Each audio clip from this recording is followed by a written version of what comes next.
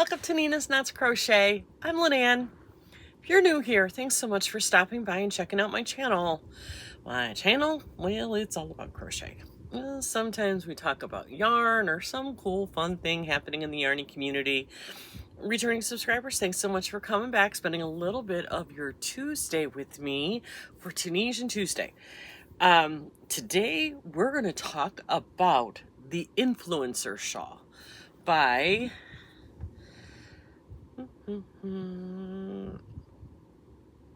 my brain just went dead. What is the name? VioletLoops.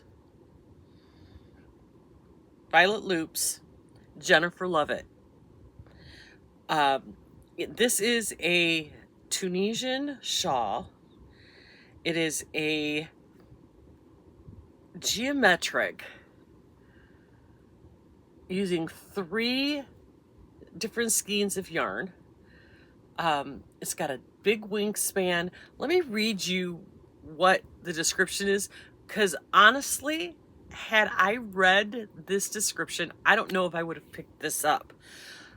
I just saw this beautiful shawl and I knew I needed to make it. I didn't know the construction of it. I just saw how pretty it was and I'm like, maybe it's just done in 3 pieces and you sewed it together. We're gonna give this one a shot. Oh no, not even a little bit. This is the one I'm doing is the DK version. She does have a fingering weight version of it, but you just need 3 skeins of yarn to make this beautiful shawl. And let me read you the description. It says the influencer shawl is a bold and modern Tunisian crochet design featuring clean lines and striking geometric color blocking. Worked from end to end using just 3 skeins, this shawl combines simplicity with the visual impact through an approachable intarsia technique. I'm doing intarsia. I had no clue. The rhythmic increases and decreases make for an engaging, meditative project, while the generous wingspan and fluid drape create a wearable statement piece. She has this listed as an easy project. And I have to tell you, I agree. If you know how to do the knit stitch, you can do this. I mean, it's gorgeous. It's absolutely gorgeous. You don't have to use a variegated. You could just use 3 of your favorite colors, 3 shades of one color. The possibilities are endless when you're talking about color blocking. So I currently am on row 80. I will be starting row 80 in the next time I start this, and I'm going to put this down for today because I got some other things I want to do. But now I've got, see, my problem is this makes a tangled mess. I hate tangled messes, but I have gotten to the point where I am working with all 3 colors at once. So I have all 3 colors that I have picked out in skeins, or in caked up versions. And this is what I've got so far. So here's the gold is starting to come in here in this corner. This is the variegated, and there's my green. And the last time I showed it to you, I was all the way down here, and I put all this on yesterday to a point where I got adding the tiger's eye in. And you can see you're working all 3 colors at once. So the back, like here's this one here, and then the tiger eyes here. The colors I am using, and I'm really loving this yarn, and I love my color choices. So the variegated, these are all needles at the ready yarn. If you don't know needles at the ready, it is they're a small dyer out of Connecticut. Kevin and Ray. This is the Needles at the Ready podcast. Kevin is the dyer and spinner and all that. And Kevin and Ray do their podcasts together. They're great guys. I look forward to them every 2 weeks. So the first color is this beautiful variegated, which is called Snowy Forest. It is on their Achilles DK base, 75 superwash merino, 25 nylon, about 245 yards before ply DK. So that is the variegated. The dark green, this olive greenish color, is again on their Achilles. No, this is on their Demeter DK. It's 100% superwash merino, 4-ply. And this color is called Oak Moss. And it's really, really pretty. And then this is stuck in here. I knew this was going to happen. This is the one that I just got because I ordered the wrong size. So this is the third color, which I really love this color. And this is called Tiger's Eye. And this is on their Achilles DK base, 245 yards of a superwash merino, 25% nylon. I love this color combination. I think the gold it's a brown enough gold that it's gonna give a slight pop of color. But you know, there's so many colors in the variegated. There's different colors. You have green, there's some like coffee brown, there's even a little bit of gray in here. So pretty that I could have used any color that's in this variegated, but I wanted a pop. I wanted there to be a little bit of a difference. And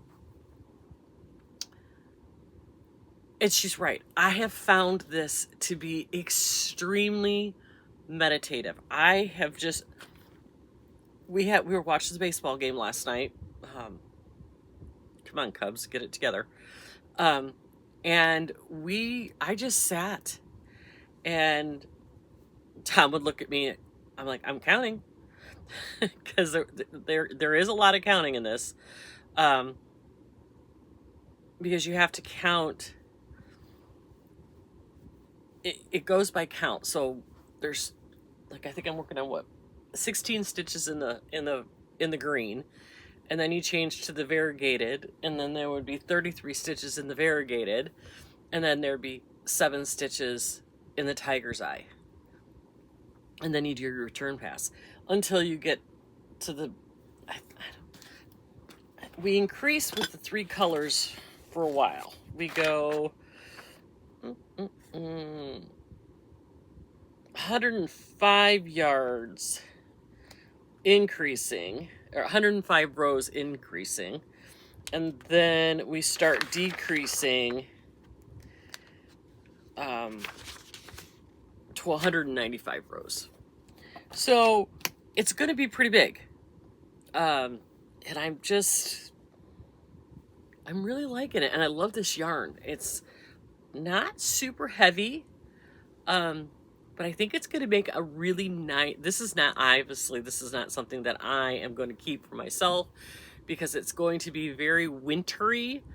I haven't decided what I'm going to do with it. I think I know I think I'm going to give it as a gift to one of my daughters or daughter-in-laws.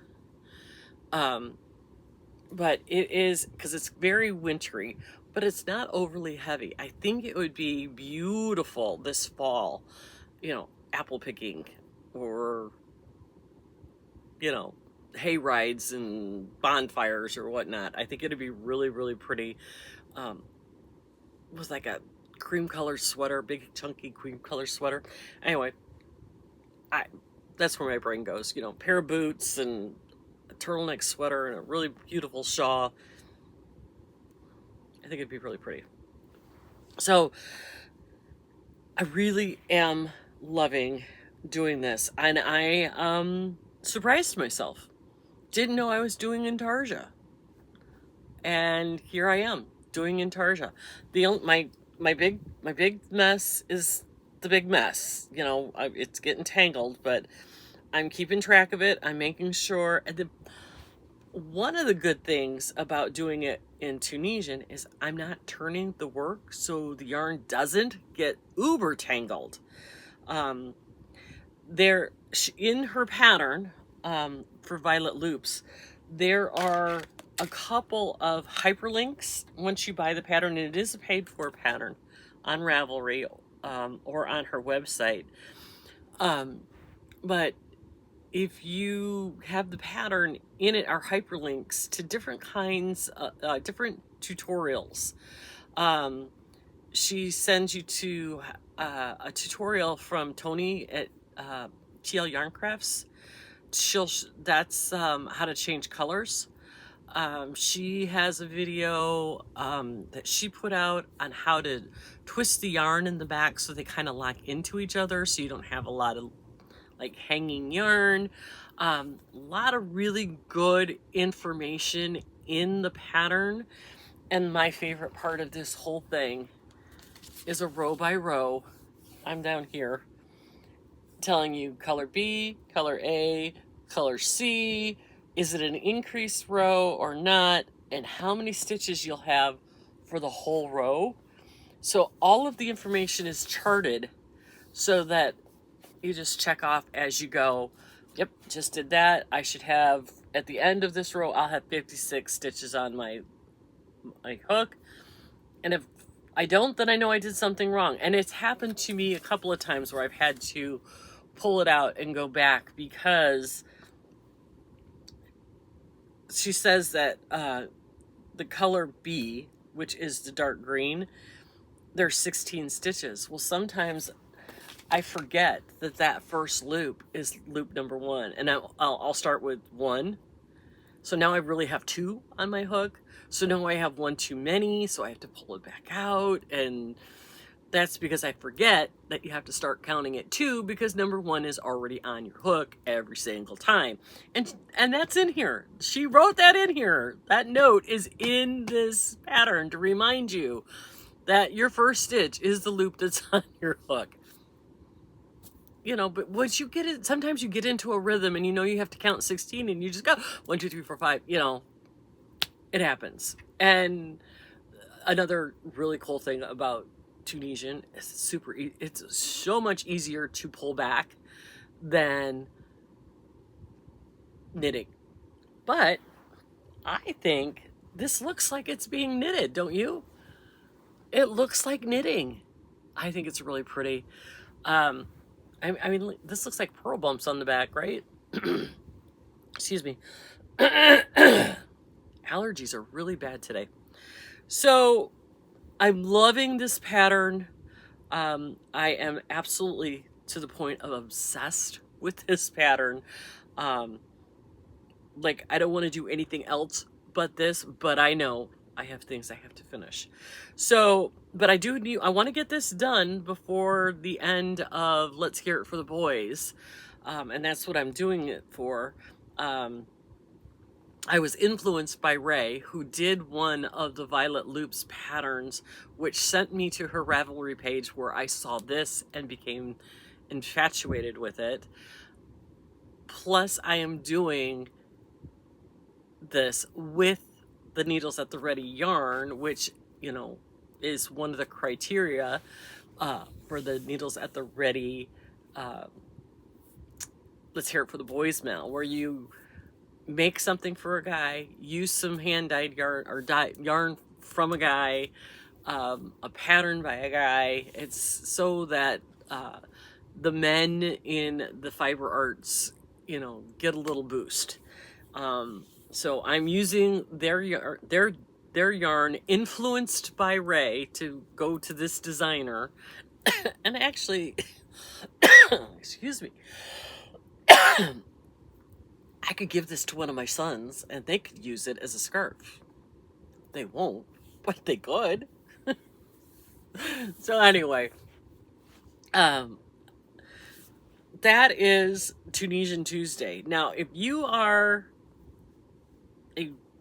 a somewhat, not uber beginner, but if you've mastered the knit stitch and color changes, you can do this too.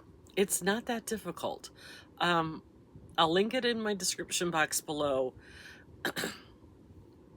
And if you've got 3 skeins of yarn, and you can use fingering weight if you don't have DK weight. She has a pattern written for both of them. But it's a good way to stash bus at least 3 skeins of yarn. And like I said earlier, it doesn't have to be variegated. It can be 3 skeins of, you know, the same color in like different shades of a color. Let me see if I can find, you just need, oops, it's not going to be on there. I only printed out certain pages. You need total 693 yards of yarn, DK weight, in order to make this shawl. So if you've got some DK weight yarn hanging around that it's like you've been wanting to put it into something, here's your chance.